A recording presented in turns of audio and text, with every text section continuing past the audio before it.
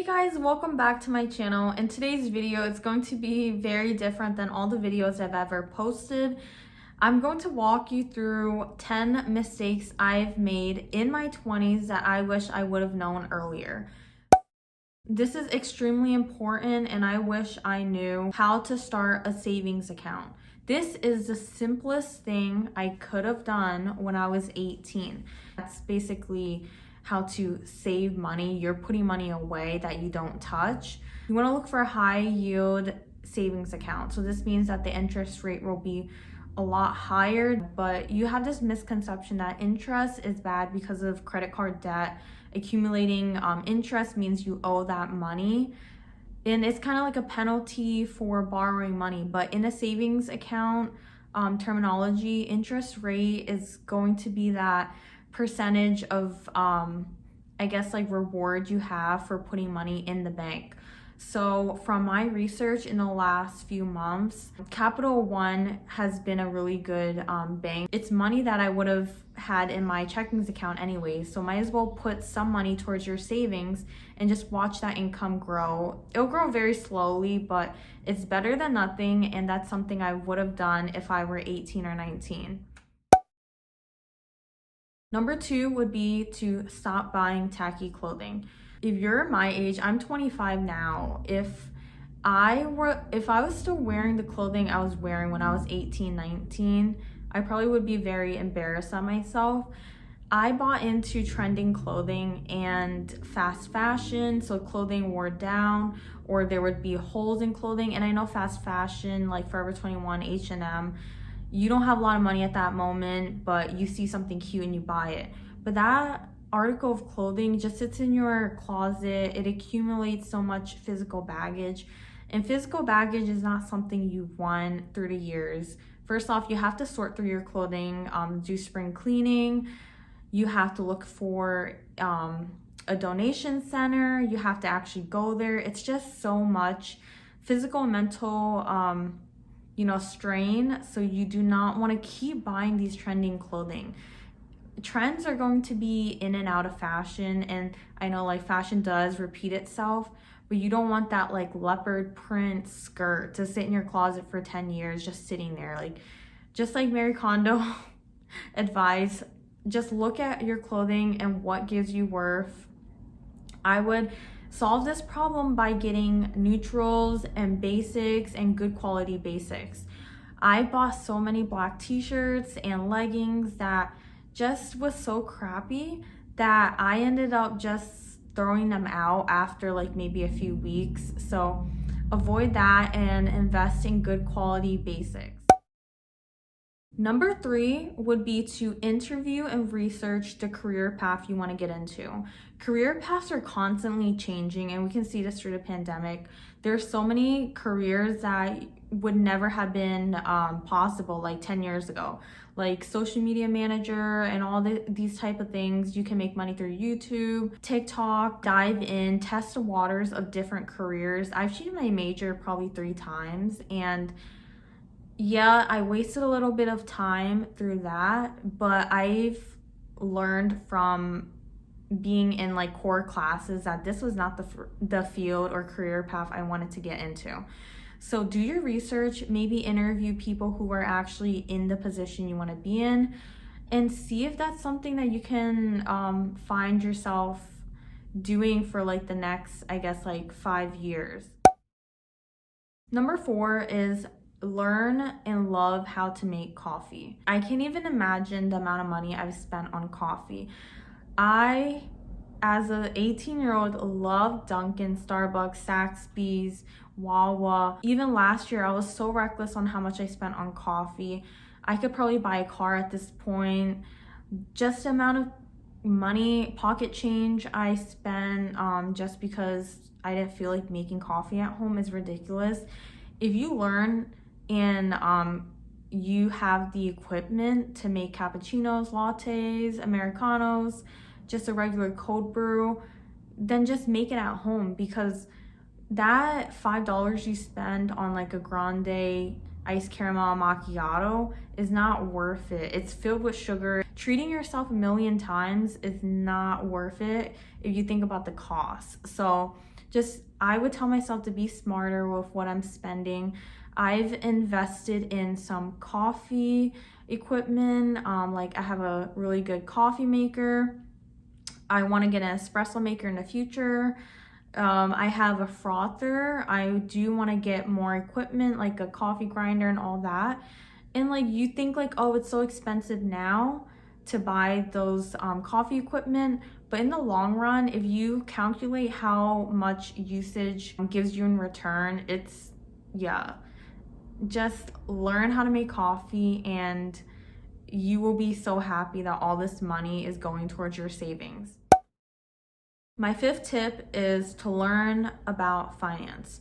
As a health major, I never thought like I would know anything about the stock market, but in the last year, I've actually started investing. I wanted to know how to grow my wealth in the long run, and honestly, the knowledge I've learned this year, it's something that I wish that a lot of young people would be given the tools to know. So I would suggest going on YouTube, simply just like looking up popular finance videos. You know, if it has a lot of views, it means obviously a lot of people are finding it useful.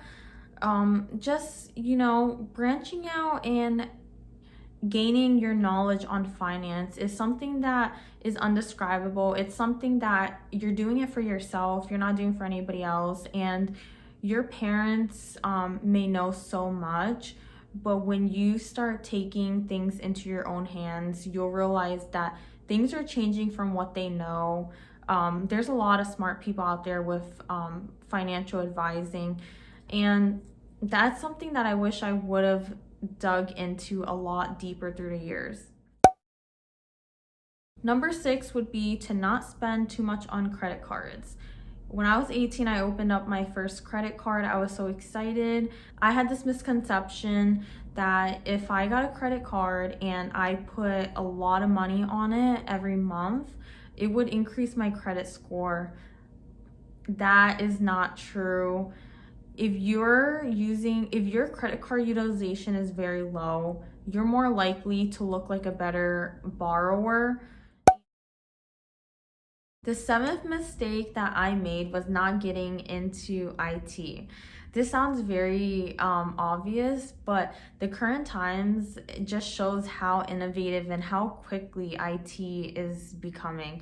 So you need to really step up your game because the younger generation is coming in and they're really good at using these applications and softwares. They're so good at adapting.